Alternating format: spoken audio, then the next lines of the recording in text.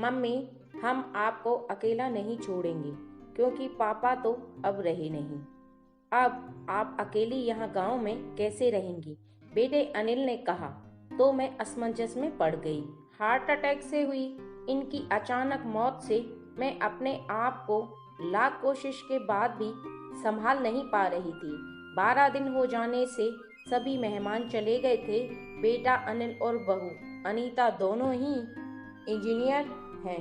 मेरी सहेलियों ने मुझसे कहा कि बेटे बहू के पास रहने नहीं जाना क्योंकि कमाने वाली बहू को बुजुर्ग सास बिल्कुल अच्छी नहीं लगेगी। उसकी आज़ादी में तुम्हारे जाने से खलल पड़ेगी।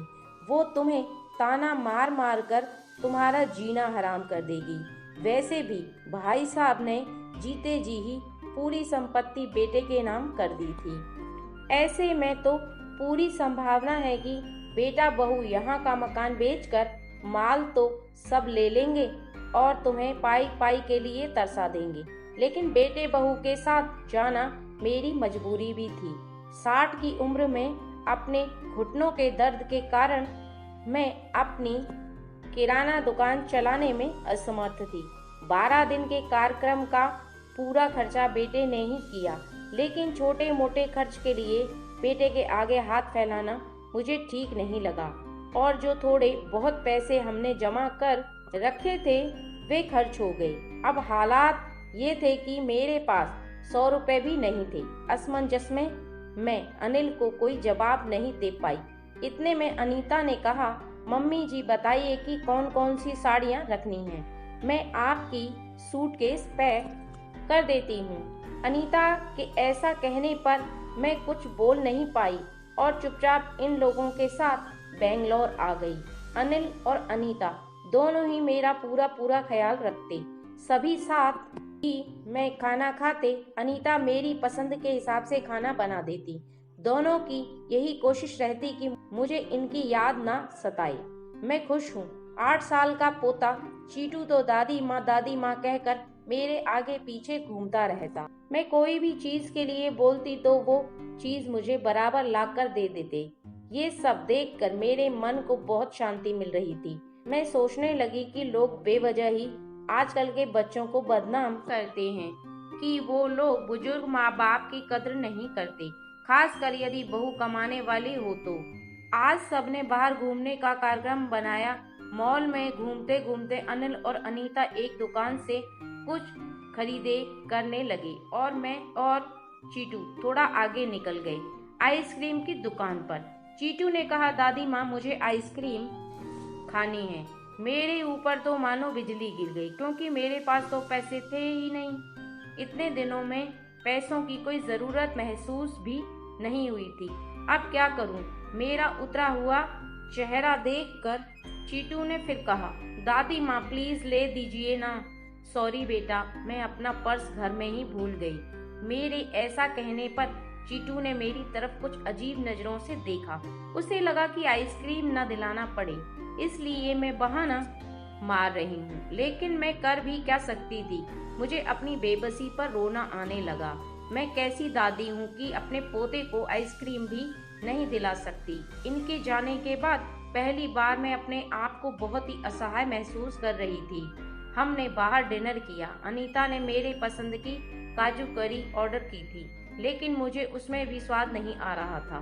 घर आने पर थोड़ा देर सभी ने टीवी देखी। अनिल सोने चला गया और अनीता चीटू के कमरे में गई ताकि मच्छर की टिकिया लगाकर उसे ब्लैक आदि देकर सुला दे। मैं भी अपने कमरे में सोने जाने लगी। इतने में मुझे चीटू की आवाज सुनाई दी, मम्मी दादी माँ बहुत ही कंजूस हैं। तू ऐसे कैसे बोल रहा है?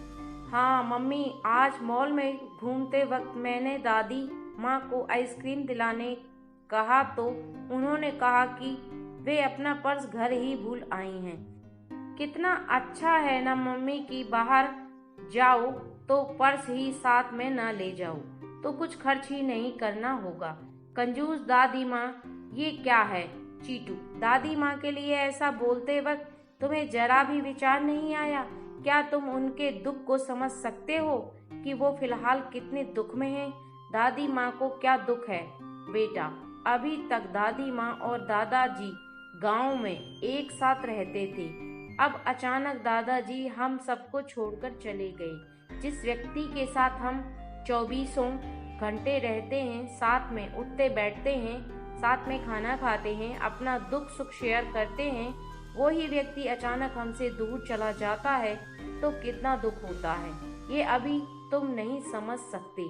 सोचो, अचानक तुम्हारे मम्मी पापा तुमसे दूर चले जाएं, इतनी दुख की कभी वापस ना आए तो क्या तुम्हें दुख नहीं होगा? नहीं मम्मी, मैं आप लोगों के बिना नहीं रह सकता। बेटा, फिर सोचो दादाजी के बिना कैसे रह रही होंगी। ऐसी स्थिति में यदि वो अपना पर्स घर में ही भूल गई तो तुमने उन्हें कंजूस कह दिया। तुम्हें तुम्हारे प्रति उनका प्यार नहीं दिखा।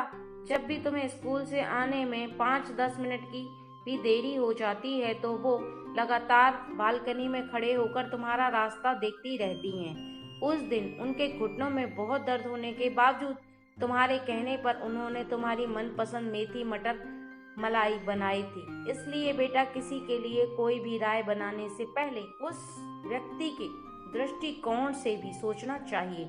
सॉरी मम्मी, ये वार्तालाप सुनकर मुझे अपनी बहू पर बहुत गर्व हुआ। उसकी जगह यदि मैं होती तो शायद मैं भी अपने बेटे को इतने अच्छे से नहीं समझा पाती। सुबह अनिल ऑफिस चला गया और चीटू स्कूल। अनीता ऑफिस जाते जाते मेरे हाथ में कुछ रुपए देने लगी। ये क्यों बहू, मुझे पैसों का क्या काम है? मम्मी जी, इंसान को पैसों का कब काम पड़ जाए कह नहीं सकते। आप मंदिर जाती हैं, कभी दक्षिणा चढ़ा दीजिए, कभी चीटू को कोई चीज के लिए जिद करने पर उसे वो चीज लेकर दे दीजिए। लेकिन बहू मम्मी जी, यदि यह पैसे अनिल आपको देते तो क्या आप मना करती? नहीं ना, आपकी बहू भी कमाती है, तो फिर आप अपनी बहू से पैसे क्यों नहीं ले सकती? अनीता की बातें सुनकर खुशी के मारे मेरी आंखों में पानी आ गया। जो बात मेरा बेटा भी समझ न सका वो बात मेरी बहू ने समझ ली थी। मैं ईश्वर से प्रार्थना करने लगी कि मेरे जैसी बहू वो सबको दे। लोग बेवजह ही कुछ कमाने वाली बहुओं के दुर्व्यवहार को देखकर सभी कमाने वाली बहुओं पर लांछन लगाते हैं कि वे तुनक मिजाज और घमंडी होती हैं। सास ससुर उनको बिल्कुल अच्छे नहीं लगते आदि कुछ बहुएं अनीता जैसी समझदार सुलझे विचारों वाली बड़ों का सम्मान करने वाली भी होती हैं। आज अनीता ने कमाने वाली बहू के बारे में मेरी आंखों पर पड़ा पर्दा हटा दिया था। दोस्तों, हमारी वीडियो देखने के लिए धन्यवाद।